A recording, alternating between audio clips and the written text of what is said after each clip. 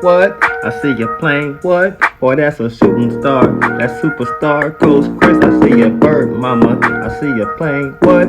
Boy, that's a shooting star. That superstar, Coach Chris. My swag is successful, can't nothing impede it. I think for myself because I am a genius. My night train keep moving, it keep on steaming. A superstar, Coach Chris. Can you believe it?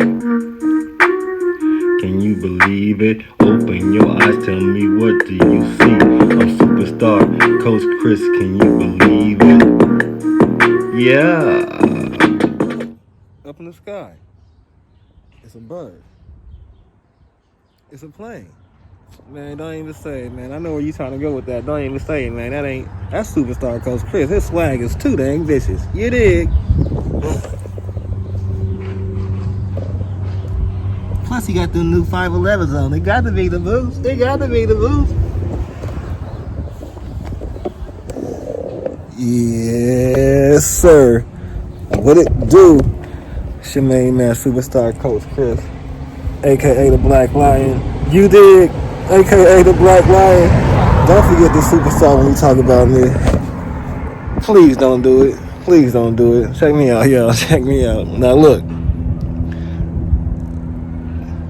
I have an interview brought to you by Black King Entertainment. You dig? I need y'all to understand something. Don't be getting y'all emotions.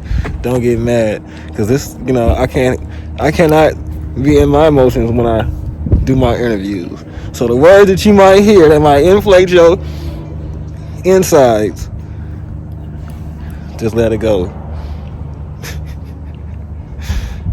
You know what I mean? In order for me to get people's perspective and their opinions, I have to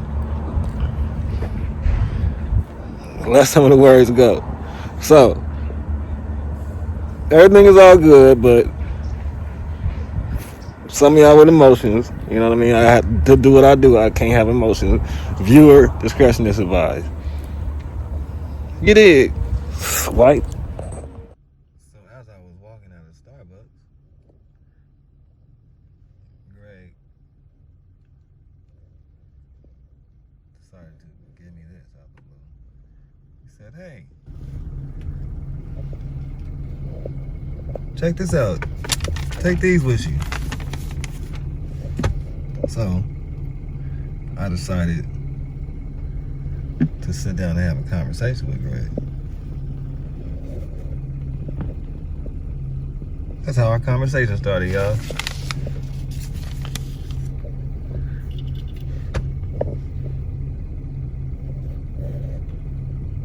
That's how our conversation started. I don't know why all of a sudden he decided to want to hand me these. But,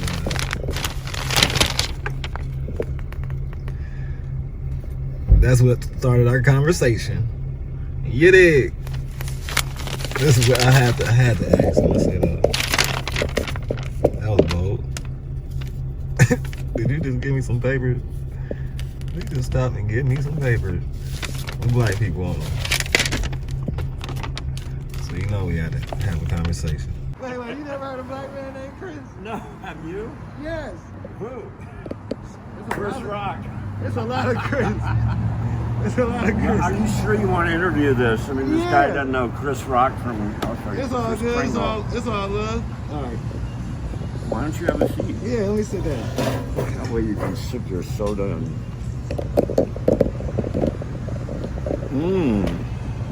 What an invention. Yeah, this is how I keep my wow. my little thing straight. Cool. Well, yeah, I said when I went out in the canyon in San Pedro, and he was like, "What you doing with a selfie stick out here?" that was my Oregon Ducks jersey. Oh. Yeah. Anyways. All right. So did you grow up in California? Yes, I did. Myself as well. Oh, that's cool. Yeah, I think California is a good state to grow up in. What part did you grow up in? Just this city. A city that has no idea what it wants to be when it grows up. That part. So how do you feel about the election process and this whole thing? It's like, Do you feel like it's bogus? Do you There's feel two like questions. How do I feel about the election process, and how do I feel about this whole thing? So I'm not going to answer how I feel about the whole thing, because that's a whole thing. that part? The election process, I think, is really antiquated. I have no idea why the founding fathers, I know it had to do with the South and the North, as so many things did. I don't like the Electoral College, and many people are afraid that it will still be stolen away at this point. I am so happy that people of the United States voted early. They voted in huge numbers, and what I got an insight on is simply this: that the impeachment that failed in December of 2019 convicted him in November of 2020. So even though the Congress did not fully impeach him, the people voted and they said, oh yeah, you're impeachable, you're fully impeachable. Do you think that he was impeached before he started the presidency? I'm sorry, do I think he was impeachable? Before he got into his presidency? Let me say this. If we had known what he was, we had an idea of what he was. He was kind of like a snake behind a glass at a zoo. You know, oh, look at that snake behind the glass, but he won't hurt me because there's glass there. So I'll vote him into office. And then once he was in office, the glass was removed. And it was like, look out, there's snakes. So he just, I think President Obama said this, and I think Lincoln said something very similar to this. The office of presidency doesn't give you character, it reveals your character. So Donald was rotten before he walked into the Oval Office, and now he's even more rotten. I hope they tempt the White House. I hope they fumigate the White House for like 3 months.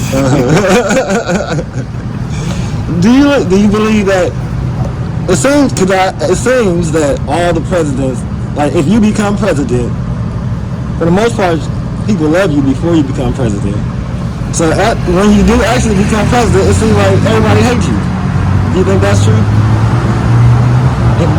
Throughout history? Well, everybody is a huge number of people. And we don't know this because we think that George Washington was beloved by everybody. And he was. There was not a single negative vote to vote him in as president. Once he got into office, people started taking pot shots at him. And I think another thing too, before, let's say I got into office or you got into office, nobody knows that much about you or me. Absolutely. And then the layers of the onion, whether we want to or not, are being pulled apart, and our privacy is violated. And, you know, there's cameras on us wherever we go. Absolutely. By the way, since you can edit this, there's a guy who followed President Obama around for 8 years. He was the official White House photographer. And he wrote a book called Shade, S-H-A-D-E. It's all about Obama. The photographs are the best. But our private lives are so exposed that, yeah, people who would have never criticized us before are more critical. Plus, we weren't making an impact on their lives before we ever got voted into office. And now I'm making an impact on your life because I'm drafting you in the Army. And so it's like, who's not going to criticize that? It takes a very strong person, and it's been said of the 45th president that he had a very thin skin. Well, if you have a thin skin, you can't be president. You cannot. And you have to have a sense of humor. And he doesn't. He thinks he's funny, but he has no sense of humor. He'll make jokes at your expense all day long. But don't dare make a joke at his expense, because he can't give back and forth. He can't. You know, you have friends, I'm sure, that you play around with them verbally. You joke with them. You throw one little insult their way. But at the end of the conversation, you're still buddies. You're still friends. Not with him. He's a child. He really is a child. whenever God did the wiring up here, he took the coffee break and then didn't get back to Donald. What do you think? Like, do you think that he's accomplished things in his first 4 years, or no? The only thing that I know that he accomplished that I think is worthwhile, negative and positive, he helped accomplish some prison reform, and I give him high marks for that. And he helped accomplish a big tax break for the richest people in the nation. There's so many negative things. He's locked children in cages and taken those children away from their mothers and fathers. And as bad as that sounds physically, psychologically, that has done damage to those children in those formative years. Some of them were nursing. Can you imagine if you had a baby child and that baby child was taken away from your wife's breast and couldn't even feed for nutrients? And you maybe know this, but there's something we call hunger for touch. We hunger for touch. The babies especially, and eye contact with their mother. Those babies aren't getting that. So he's accomplished so much demonically, I would say, that it will never balance out. Because some people will say that the people that come across the border in those situations, they already know that they pregnant or about to have a baby. Like, why would they put themselves in a position? You know. Well, I would say, why did Mary and Joseph go to Bethlehem while she was pregnant? People are going to travel. And, people, I love that song by Neil Diamond, They're Coming to America. They think they're going to have a better dream. They think they're going to have a better life. And they would, if they could get in. And I think so many, I'm going to pick out a certain race, but I think so many white people are afraid of Mexicans and people from South and Central America, and black people and Asians taking over their jobs and their wealth. They're afraid that somebody's going to take their piece of pie. And why do you think they're afraid of that? What are they afraid of? Yeah, why do you think that? Of not being important. I'm no longer important. Now all the news cameras are on you. You're important. Black lives matter. Well, what about my life? Well, step aside. Hey, we have so much to be grateful for, all of us in this nation, that I think if I spent more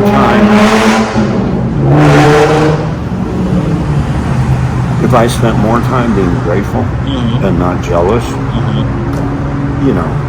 it's really small-minded people, and I'll get in trouble for that. I think the media and the government has a big role into things like Black Lives Matter, and so why you probably would feel like that, because I don't believe that Black Lives Matter carries the appropriate agenda for what it says. Do you know what better slogan I would like to hear? I would really like to hear, instead of Black Lives Matter, I'd like to hear blacks are people too. I can dig that. I like blacks are people too, because so many, I'll use the word white people, think that blacks are not people. Well, what are they? Well, they're something, but they're not people. People are people, regardless of the spray paint job that we are born in with. We're people. And a black life, a white life can be taken like that. But a black person, what do you do with a white person? What do you do with an Asian person? They're people. And I think I recently have started calling the USA the United States of adolescence, because we're still growing up. We're not mature yet. We're not adults. We're teenagers. We're a bunch of adolescents. We're not necessarily children, but we don't have fully formed frontal lobes. By the way, everybody, we're sitting outside and looking at the traffic. So there's traffic over here. That's why we keep looking away from it. That's all we ever do. That's a great device. So let's give a plug to your channel. What's the name of your channel? Oh, it's Black Lion the Supreme King. Okay. Yes, sir. That's cool. So what we do, it's all for positive. Good for you. And so a little bit about you. So daddy and mommy raised you in a church environment? Yes. Yeah. Yeah. And that's where you get a lot of your compassion and people skills. Well, I get my compassion and people skills from the love of my parents. Yeah. Yeah, they're my first teachers of compassion. Amen. Yeah. Yeah. That's good. But also, through God, I'm a firm believer. That's true. You know what I'm saying? I understand who I am. I understand my stance in life. And I love everybody. So I'll close with this for your viewers and for you. Absolutely. I had a very loving mother. Mm-hmm. Her parents came from Italy. They knew racial prejudice because they were Italians, wops, dagos, less than. They knew religious prejudice because they were Catholics. And the town they grew up in was very Protestant. But my mama taught me a little song when I was a child, and I think this is what has really helped me. And I often remember it. I wish we would teach it to more children. It's called Jesus Loves the Little Children, all the children of the world, be they yellow, black, or white, they are precious in His sight. Jesus loves the little children of the world. And I'm not trying to proselyte anybody to be a Christian. I'm just simply saying, let's have the mindset that we love the little children of the world, that we love each other, yellow, black, or white. We're precious in each other's sight. Absolutely. And that's why I think black lives are people, real people. And I think the slogan, the new slogan, that could be like a new slogan that can be made of an anti-Black Lives Matter slogan. Because I just believe that like the slogan or the people that started Black Lives Matter don't stand parallel to what the slogan means, and that's one big issue. Like my question would be for them is where's all the money that they're collecting going? It's not going to the Black community. You understand? So right now, a lot of people are being exposed through this corona time and the different entities, situations like that. At the end of the day, God has a plan. And if you want to, you know what I mean? And I'm not God. You know what I mean? Me neither. God has a plan. And you're going to come out correctly or you're not. Those know who can speak right and who can't. And at the end of the day, I believe, there'll be an answer to it. It'll be unfolded. That's why you just got to sit back and not get caught up in the middle. Well, so many people who are, this is a cute little family. There's so many people who are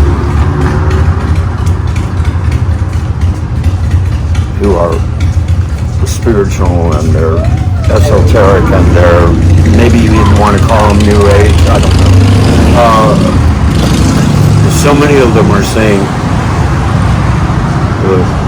we come into this planet, this is a school for you and me, and we come into this planet so that we can learn the lessons that we have to learn. And, some of us learn quickly. Some of us get an A, some of us learn different subjects. I mean, I never learned algebra well, but I was really good at drawing pictures. I was the best. So, we all have our different talents, and you give a voice to what you're doing.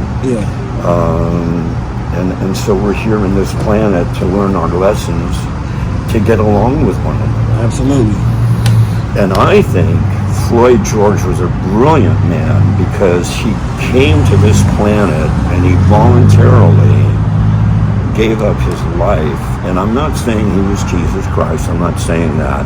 Who's right? George Floyd? There's a parable. Yeah, pardon me. Okay. There's a parable. I'd get his name wrong. No, it's all good. It's all good, brother. But, it's all good. Forgive me. I understand where you was going with it. There's a parallel of him giving up his life, like Mahatma Gandhi gave up his life, like Abraham Lincoln gave up his life. Yeah. Some people come to this planet to teach the rest of us. Everybody has a reason. Everybody has a purpose. And, his daughter said, my daddy changed the world. He did. He changed the world. It may have been for a second, Yeah. But he did have an impact, and Even though it wasn't how he wanted to make the impact, but no. But how do you feel? Okay, one last question. How do you feel about the uprising and the militias and stuff like that now? okay, I didn't hear all the question. Of course, you got a sorry. mask on your face. How do But how do I feel about the what? The uprising and the militias now. Oh, the white militia? All the militia, whatever militia. All the militia? Yeah. All of these. Why don't we rent the LA Coliseum? And we'll have teams play each other. You know, the one team, so for half an hour, we'll send in your team and my team. Whoever wins that half hour gets to face the next team. And by the end of the day, everybody gets all their frustrations out. And we have paramedics standing by and the coroner standing by because a few people are going to get killed. And we broadcast it, you know, and then that way we can all sit at home and root for our favorite bad boys. Do you think they have legitimate reasons for rising?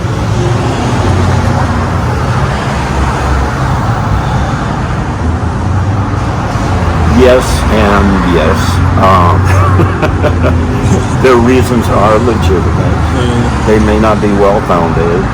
They may not be based in reality, but for them they're legitimate. I'll tell you this, whenever we start introducing firearms into a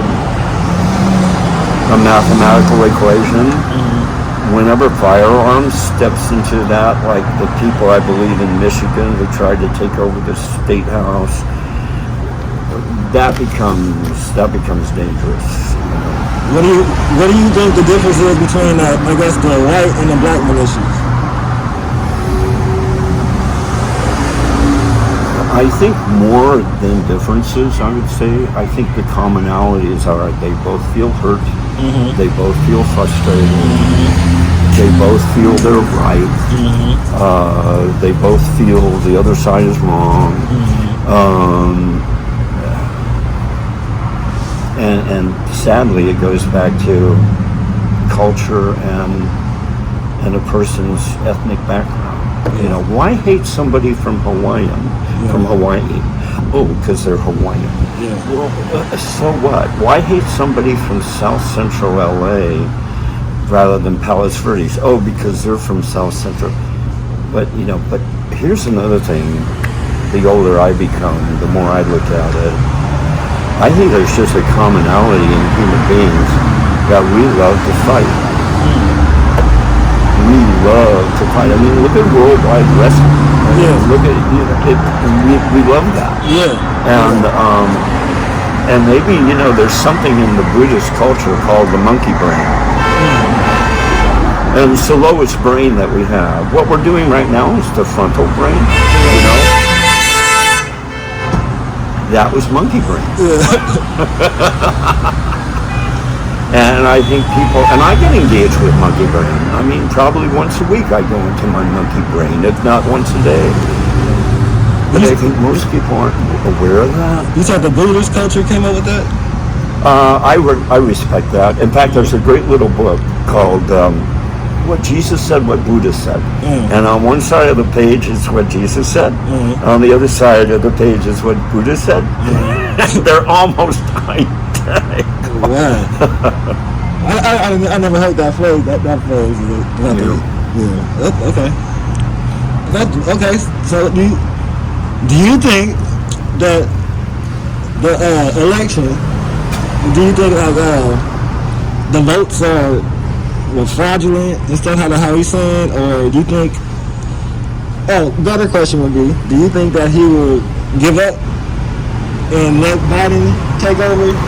Oh, you're talking, do I think that President 45 will concede? Yeah, okay. Yes, sir. Okay, I've thought about this, and I heard this word yesterday, comply. Yes, sir. So I want you to comply with me. So if you're driving your car and you see a red light behind you, the idea is maybe I ought to comply with this police officer because he wants to tell me something. So I'm going to comply. We all have that social agreement. I'm going to comply with you. If I go into Starbucks and they say, could you wait 5 minutes, please? We're really swamped. I can either comply with that or not. So I think this is it. I think Baby Donnie, because that's my nickname for him, Baby Donnie doesn't like to comply. I want to go. Why should I wait in the back of the line when I want to go? I'm not going to comply with you. I'm not going to comply with my marriage vows. I'm not going to comply with paying you off, so I'll declare bankruptcy. So all my life, I'm not going to comply. Social distancing, no, I'll grab of yours what I want to grab because I'm not going to comply. Do you agree with that? Not to cut you off, but do you agree with to bank on what you're saying? Do you agree on Joe Biden shutting down the country again for like 6 weeks? Do I agree with Joe Biden doing what? Shutting down the country again for 6 weeks? Oh, you know what I think Joe Biden's going to do? Is I think he's going to listen to the doctors. And if he comes out with a phalanx of doctors and he says, look everybody, these 6 people say to us, we got to be indoors for 6 more weeks. Do what you want to do because it's a free country. But if you want to eradicate this horrible death sentence, I think he said it's going to be mandatory though. well, it may be mandatory, and if it is, it is. Yeah, absolutely. You know, if they tell me don't go sit at Starbucks, we won't be talking anymore. Absolutely. No, but see, I've been with, you know, trying to be safe and stuff like that. Right. So, you know. But, you know, and we Americans are so proud. Well, I have my freedom. Well, I also, my freedom to spit in your face has consequences. Absolutely. Absolutely. You might not like that. Yeah. You may be into it in a certain way, but you're not going to like that. Yeah. And so, do I think, your question was, do I think it's all right if the President Biden says do you agree with it? we have to, I love my country and I love my fellow citizens, and if I was asked to stay indoors for 6 weeks, stay indoors for 6 weeks. You know, I'd go to the grocery store and, you know, again, back to the United States of adolescence. You know, you are on restriction for 6 weeks. Well, I don't want to be. But an adult is told by a doctor, you can't go outside for 6 weeks. Then the adult would say, well, let me ask you this. Since so many people love her, so let me ask you this. Since so many people love her and so many people would probably do what she asked them to do, what is Oprah Winfrey's secret? As far as Getting people to comply. well, one thing I believe is well, one thing I believe is she's smart enough to not be the president. You remember that was the first question. Some people they love their person until they become president. The day that she becomes president, she becomes the worst person on earth. That's a choice she's going to have to make. The way she got people to comply is giving out gifts, basically. I think it's love. I think she comes from love. People know that she comes from love. And President Biden, I think, comes from love. President Trump came from fear. He came from fear, animosity, inferiority. I think he is an extremely... There's a word that I just found this week called monophobia. Monophobia is, I'm afraid to be alone. I need you. I need your attention. I need your crowd. I need your adulation. I cannot sit for 30 minutes, myself, being with me. I think that's Baby Donnie. Baby Donnie needs constant, what we call soothing. When you hold a baby, you soothe it. When you change its diapers, you soothe it. When you nurse it, you soothe it. This Baby Donnie needs to be soothed all the time. When you grow up and you're an adult and your date calls you and she says, I can't make it tonight, guess what? You soothe yourself. Yes, you need her, but you're mature enough to know that it's not the end of the world. And this poor guy, I understand, maybe you do too.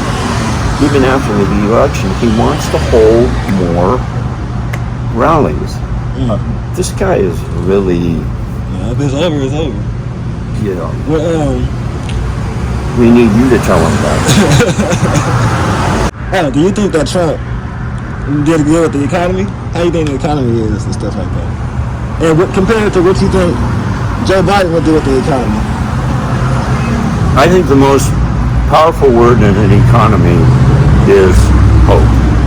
And when people are deprived of hope, they're not going to spend, they're not going to be entrepreneurial.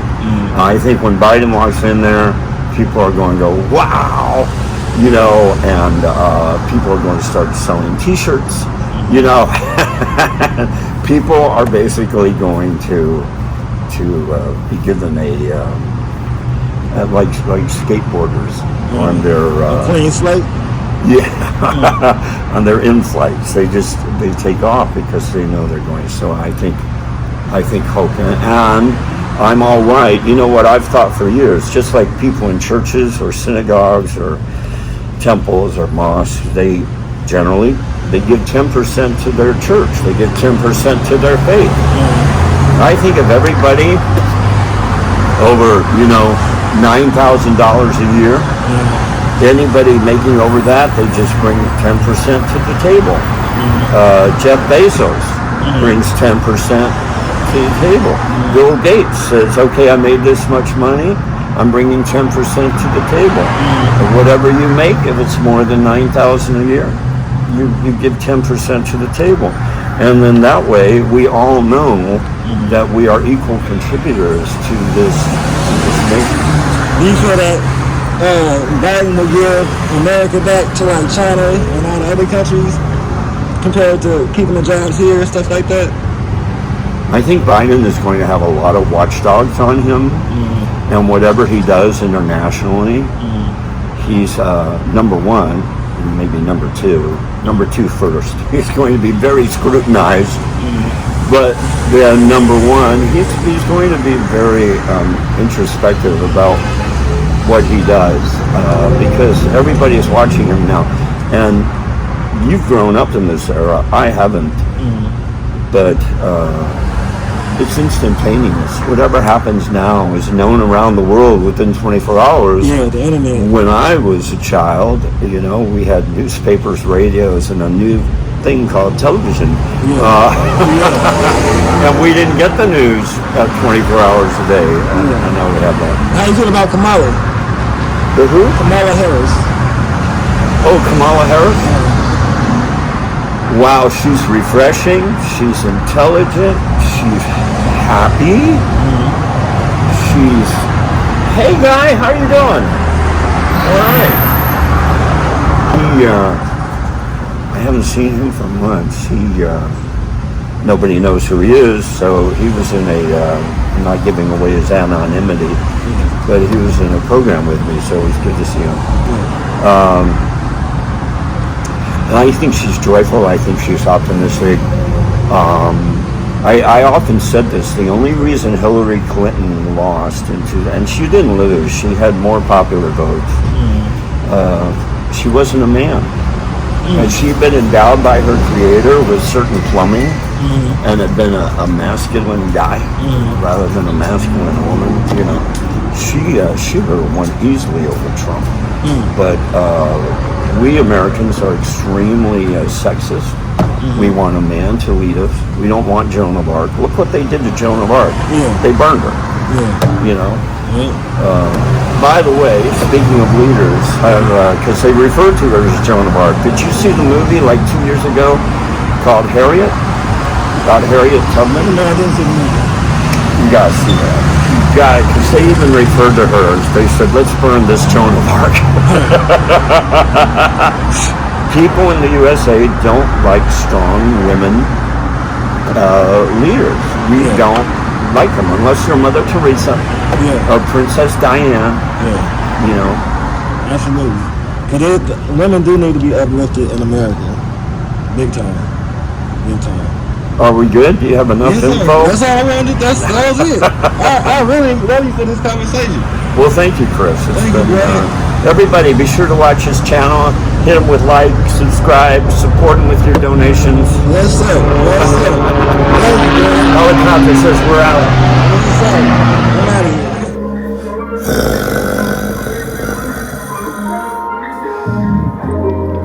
Yeah.